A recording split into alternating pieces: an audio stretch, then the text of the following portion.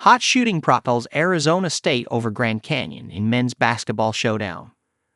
Arizona State is a high major, and it showed in an 87-76 victory over Grand Canyon on Thursday night at Footprint Center. But with an electric crowd of 13,705 on a neutral site for the Hall of Fame Series Phoenix, it felt like a big-time college basketball rivalry that might need to be an annual event. GCU fell to 0-3 in the past 5 seasons against the bigger, hot-shooting Sun Devils. Arizona State improved to 3-1 on the season while the Lopes are 2-1. Start the day smarter. Get all the news you need in your inbox each morning. Both coaches appreciated the March-like atmosphere. That environment is better than an NCAA tournament game. GCU coach Bryce Drew said, "It was fun to coach. Fun to play in. Hopefully, next time we'll have a full roster." ASU coach Bobby Hurley loved the atmosphere, something his team experienced Sunday in a close loss at Gonzaga. "I liked it," Hurley said. "I liked it a few years ago when we did a home-and-home. They're on the rise. They are. They've arrived. They're a legitimate threat in college basketball." ASU's freshman Josen Sannon led the Sun Devils with 21 points off the bench, while Bashir Jihad added 18. GCU was led by Timon Grant Foster's 19 points and Jekko Coles with 17.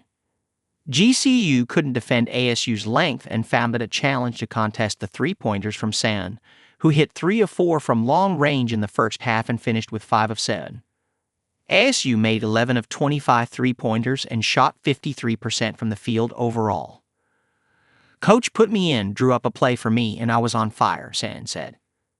"We were pretty good against Santa Clara. We made 15 threes. So I was not surprised."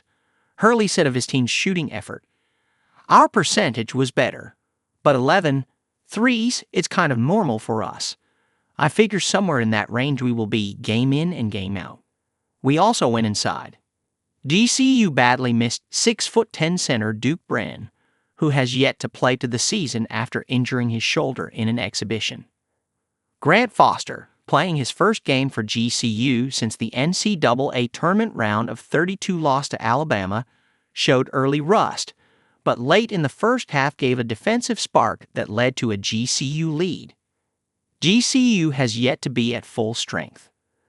And with their best player in the first 2 games, forward Jekko Coles, ailing, it was hard for the Lopes to sustain energy when ASU was shooting that well. Coles, who came into the game averaging 21 points and 12 rebounds in his first 2 GCU games, needed an IV on Wednesday as he dealt with an illness. He got to Thursday's game but came out 2 minutes into it with 2 fouls. He still ended up with 17 points in 17 minutes before fouling out, making all 6 of his shots, including 3 three-pointers. Game. The bigger Sun Devils punished GCU inside, with 7-footer Sean Phillips Jr. and 6'9" Bashir Jihad scoring easily inside. When the Lopes tried to clog the lane, Sannon couldn't miss from the arc. "We could go to that, go inside, or we could go to finesse as well," said Jihad, who had 18 points, 5 rebounds, and 5 assists. ASU bridged a 17-5 run from the end of the first half to the beginning of the second half to take a 53-45 lead.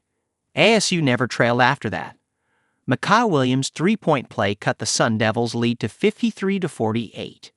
The GCU starters returned, and wing Lockworth's 3, followed by a Colin Moore free throw, made it 53-52 with 13:35 left. A couple of minutes later, Sannon hit another 3, and ASU pushed its lead back up to 9. As great as ASU, 3-1, shot the ball, the Sun Devils shot even better on a neutral court against Santa Clara, making 15 threes. Grant Foster found his game rhythm and kept the Lopes from getting buried under ASU's barrage of threes. The Lopes' 28-23 deficit quickly became a 34-29 advantage as Grant Foster contributed 6 points, 2 steals, and a rebound during the 11-1 run.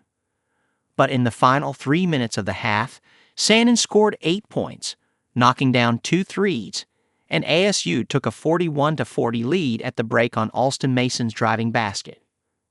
In the second half, ASU took much better care of the ball, turning the ball over 4 times and shooting a blistering 58% from the field, while forcing Grant Foster into taking tough shots.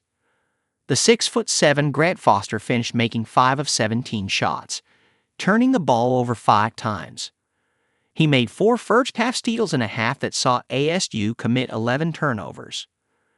In the waning moments, Grant Foster had his twisting, driving shot to the basket blocked by 6'9" freshman Jaden Quaintance.